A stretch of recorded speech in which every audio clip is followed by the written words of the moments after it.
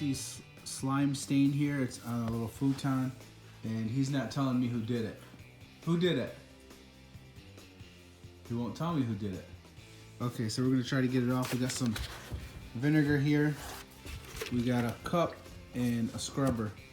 Peel off as much as you can beforehand, which it's pretty dry because I think this just happened yesterday.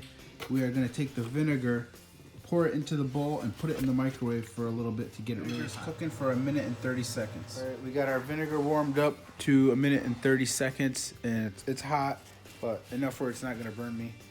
Putting my little scrubber in here, and let's see what happens.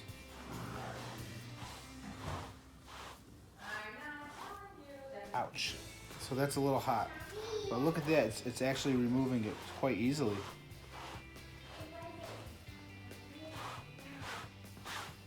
That's way easier than I thought, but then you're gonna have to figure out how to remove the vinegar smell, but I hear it's a natural cleaning agent. So this was really easy, quick video.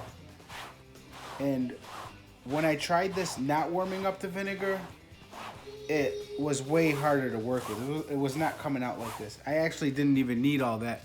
This is amazing because it just took this whole stain out with like no issues.